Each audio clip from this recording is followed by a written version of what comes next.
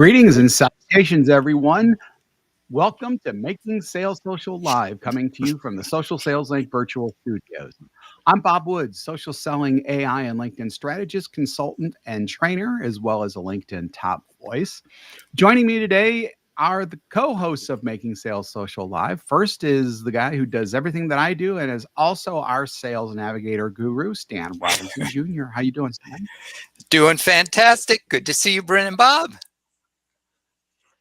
And speaking of Bren, because she is last but most certainly not least, because she's the LinkedIn whisperer and the authority on things related to sales, social selling, and LinkedIn, as well as an official LinkedIn insider in sales, Bren Tillman. How you doing, Bren?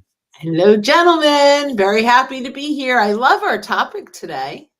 Yeah, today we have got a great topic as we are diving into why storytelling is such a powerful tool in social selling.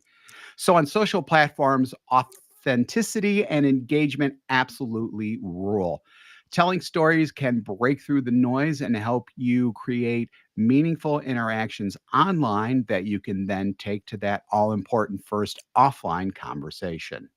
When we share stories, we're pulling in listeners into our world and hopefully their world too, because if we're selling to them, we should be all in that same world essentially. Stories then foster trust and reliability, which are crucial in laying the foundation to build relationships, especially in our digital first world, because a well told story is memorable and can influence decisions more effectively than standard sales pitches. What do you guys think about all that? I think it's a mouthful. It's a mouthful, but we're It's telling a true. story. We are painting the canvas for a story. Yeah, Yep. no, I love this. And people relate to stories. You can pitch all day long, and it's going to be so boring and disinterested. People are going to click off. But if you've got a great story, something, and to your point, Bob, that they're relating to, that they can see themselves in, all of a sudden, that not only are you engaging people at a very high level of credibility, but they can imagine working with you. Yeah. Yes, Yes. could We're not agree more. we're wired to listen to stories and, as you both said, be drawn into stories and imagine ourselves within the story. So stories are a powerful way of engaging. And it's the storytellers and the people who do it effectively who are really going to who have already stood out, let's face it, and are going to continue to stand out as we all go out there and we try to get those like I said before, all important first sales conversations started. So now let's go through some of the different ways and channels, if you will, where we can use specifically LinkedIn to distribute our stories, or however you want to put that, distribute or just tell our stories. The first one I'm going to take really quick, just because I'm still kind of the profile guy here. So the LinkedIn profile is a great way to do that. It's almost your personal storybook. Um, so with your about section and actually with your headline too, this is where you start building the story, but not necessarily your story, because you want to bring your audience of prospects in. So you actually need to identify who they are, but then you can weave that story through at the same time. Use it as a narrative that speaks to who they are, the challenges that they're overcoming. And then you can start bringing in value that you bring into that, especially in the about section. The featured section is where you can go crazy with stories and actually feature stories that you have shared through some of the other channels that we're actually going to be talking about here in a second, to really spotlight them and highlight them so that people know who you are and what you're talking about, and especially how you help them. And then you can also use your experience section to not only share your story, but to share success stories tied to specific roles. So I think the profile is terrific when it comes to doing things like that. I have a feeling you guys are going to agree with that, but I want to hear your specific thoughts about that. So I'm going to throw in, I think the recommendation section is a Mhm. phenomenal place to have storytelling. And it's storytelling if you are recommending someone else, or Mhm. storytelling if someone is recommending you. If someone recommends you, you can actually connect them to specific roles and inside of your organization. So we actually, one of the things we teach is to not just use LinkedIn as a resume, but as a resource. So you can use the thread on your experience to represent different areas inside of the solutions that you bring. And so you can have recommendations for different topics or titles inside of your experience section. And with premium, you can actually link a recommendation right into your featured section. Yep. So that's pretty valuable. 100%. Stan, anything you want to Yep. add to that? Only one of the beauties of LinkedIn is you can tell your stories in different modalities. So not just text, but images, video, audio, even in your little 10-second name pronunciation. You can add a Yeah. little value statement in addition to your name. So Right. many different ways to tell stories. And actually videos was gonna be the next section that we were gonna Yeah. talk about, because talk about an especially dynamic way to tell a story, because you can convey emotion and authenticity directly. You have that eye contact with the person who is watching, and while it's obviously not a two-way conversation, they could at least see you and hopefully feel the authenticity that you're bringing through, like customer testimonials, maybe behind the scenes looks, or tell the story of your products and services as well. And that's just the tip of the iceberg about how you can use videos specifically to tell stories. So if I can add, and Yeah. another thing that you can do is interview people or have Mhm. conversations with your clients and have video around that. But you mentioned something that it's a one way, but I'm gonna add a couple In of areas shares it is, yeah. where we can, yeah, so where we can actually encourage it to be a two-way conversation. Yep. So one of the things that we can do is, in our storytelling, if let's say we post it first and then put it into our featured section Mhm. versus uploading it directly, you can ask, I'd love to hear your perspective in comments and Mhm. invite it to be two ways. So I think, and I'm just doing this off the top of my head without preparation really, but I do think although I agree generally it's going to be a one way when you're posting publicly, I think there Mhm. are ways that we can encourage that conversation. Oh, yeah, 100%. I know what I Without a was doubt. thinking. If we Yep. use something like Dub or Loom, right, where they watch the video and I think from Dub you can see how long they watched it. They're offered other content. They can send comments. And so there are actual video apps that you can use. Vidyard, I think, is one. Dub is the one I really like. But there are apps that you can use that create a little more interaction. Yep. Could not agree more. Could not agree more. Next, I'm gonna let Stan handle this one. Telling stories in LinkedIn posts and shares, since that's what all of us should be doing is, even though you do a video within a post, don't forget that you can also use just posts and shares in and of themselves. Stan, do you have any thoughts about how to do that? Yep. So one thing I will mention, just so I don't forget it, whether it's posts, videos, etc., is when you're telling the story, you should not be the hero of Mhm. your story. The client Mm. needs to be the hero. That's And I huge. know it's not okay. How do you tell a story in post? Because we'll talk about that. But it's easy to forget because we always want to talk about how we helped and our solution, and we become the hero. And that's where when your client turns off. Hmm. But when they're the hero and you're talking about them and they can see them in that position, you're just the guide. I love that. That's important to remember. That's just pitch perfect. Bryn, you want to add anything to that? How can you add to that? That's pitch I perfect. know. Tell me about it. That's why I tossed it to you, because I was like, I don't know what I'm going to say after that. Yeah, no, that's perfect. I love that. And it's because we want to be, we as the salespeople, we think if we're going to be the hero, we want to be the hero that they hire, but they hire us to make them look like the hero. So I think that was fabulous.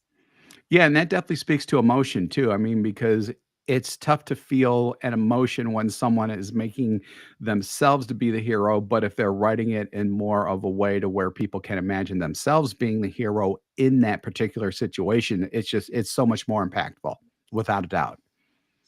Yeah, and they go, that's what I want to look like in my organization. Exactly. Yeah, love it. Exactly. Love it. Love Love it, it. love it, love it.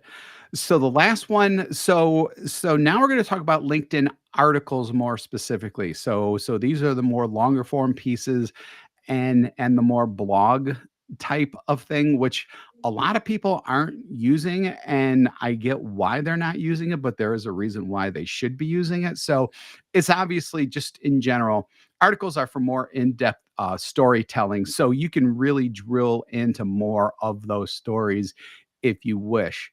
So the reason why that they're not used as much is because they're tough to surface in LinkedIn itself. The flip side of that, though, is they get mad SEO in Google. Mhm. Uh, Google will pop up a LinkedIn article every bit as much as it will like a profile or something like that. So you actually get more off-platform eyeballs through LinkedIn articles than you do on platform. And then hopefully they're actually signed in at that point, and they can they can definitely comment, maybe even click over to your profile. Once they click over to your profile, you know that they're there because hopefully you are using the who's viewed your profile feature on LinkedIn. So, LinkedIn articles, it's definitely a longer story, but there's more strategic value in using that than most people might actually know. Yeah. My articles come up on Google before my profile, before our website, before anything else. Yep. And there are people that will reach out going, "Oh my gosh, I really enjoyed your article in X, Y, and Z," and it's a LinkedIn article. So I love that. I'm going to just throw in, which I think we weren't planning on talking, but I think it's really important Hmm. that if you're like, okay, I have a great case study, but Yeah. it's not a great story. Like I've got data, right? This is an opportunity to go into ChatGPT and say, I'd like to write a case story. I'm going to give you data. I don't want you to make anything up, right? But this is the Right. type of client. I want it to be 100% authentic. It won't be, right? It'll be 80, 85%. And then you have to just edit it to be the real story. But give ChatGPT the data. And this is what I'd include. Here was the challenge that the client was going through before they needed us. Here's why they reached out to us or how they found us. Here's why they chose us. And I know it's still about us, but I'll get it to be with them. Here is the solution that that we worked on together and then implemented. Here were the results they got, and here is how it impacted their business. And I know, based on what I just heard Stan say, I know I have to adjust that a little bit to make it less about us, because Hmm. that's how I think. But maybe saying in the story, make sure you're emphasizing that your buyer is the hero. Like, Right. add that in, right? And then put in all those statistics and the concepts that you like, and it will write that case story for you and then just edit it. Yep. Yeah. Brilliance there. Absolute Yes. brilliance there. Yes. Yay. Yay. All right.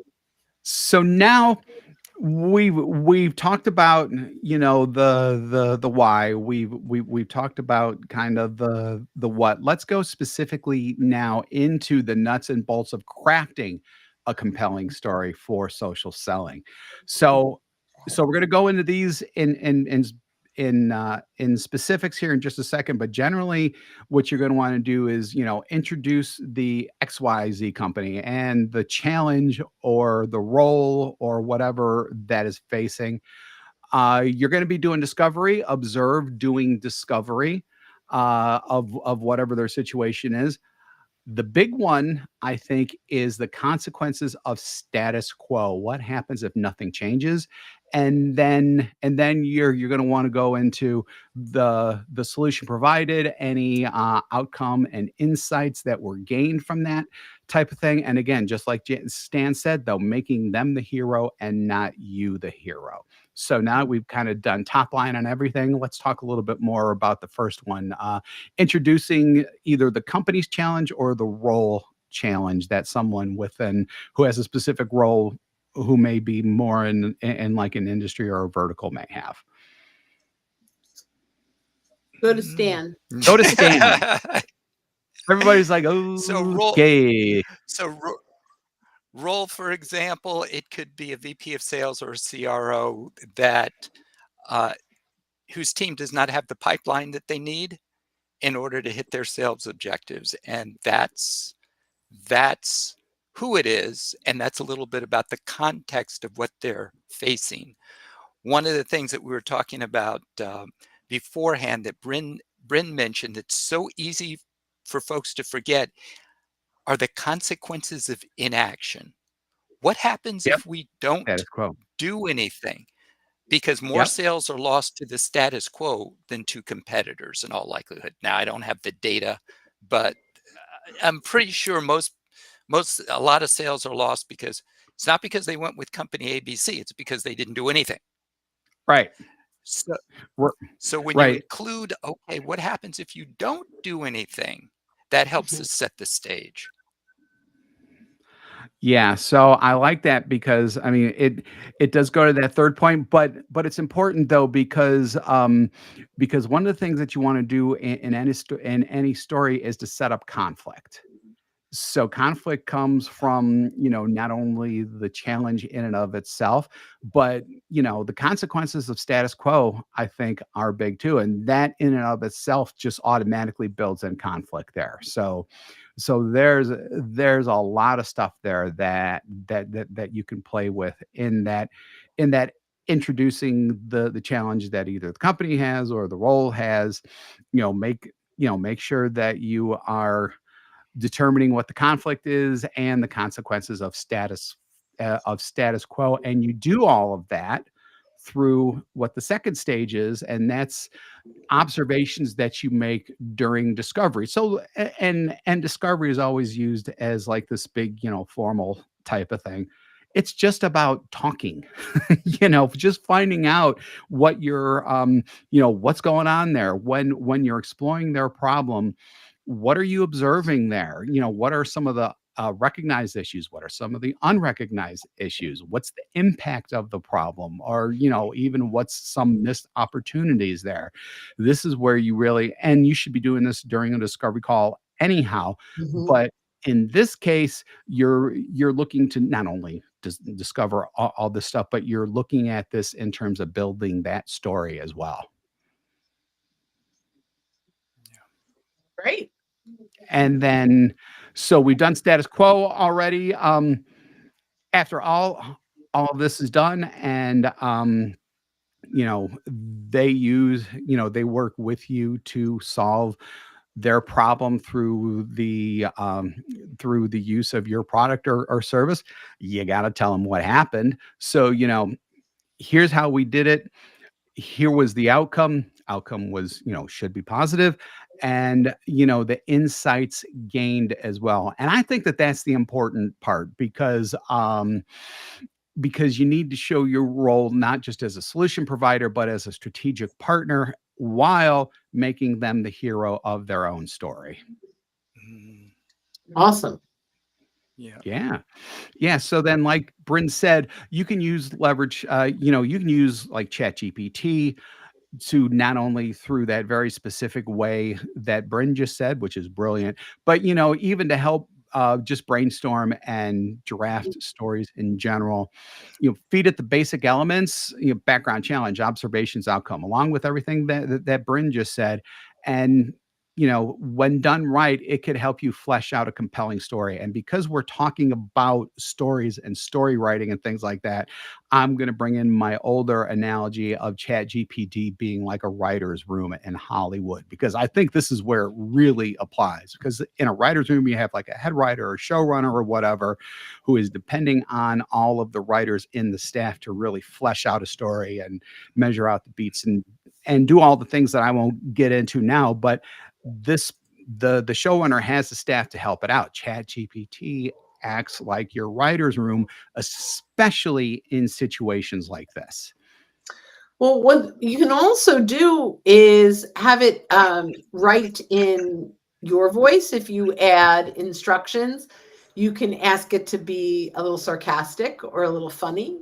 You could, I don't know if you want to do that with a case story, or you could say, write like T.S. Eliot, or, if you have, a particular author that you want to get the tone and the sound like. So you can have a lot of fun with it.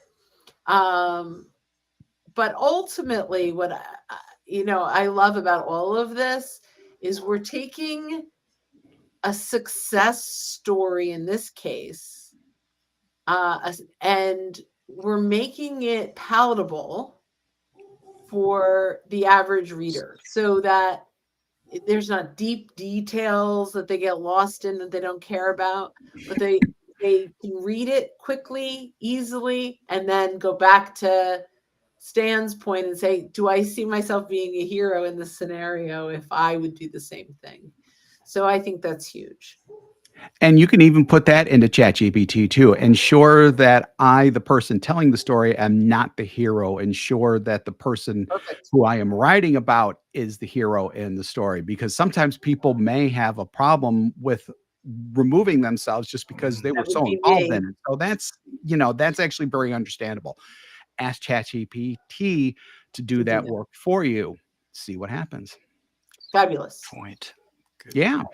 So we're going to go ahead and wrap things up here. Thanks again for joining us for this episode of Making Sales Social Live. If you're with us here live on LinkedIn, YouTube, Facebook, or X right now, we do this every week, so keep an eye out for our live sessions.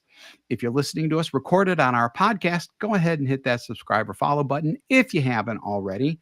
More info on our podcast is available at socialsaleslink.com/podcast. We do 2 shows weekly, this one and our Making Sales Social interview series, where we talk with leaders and experts in sales, marketing, business, and so many more areas to help you with your sales and social selling. So when you're out and about, be sure to make your sales social. Oh, wow. That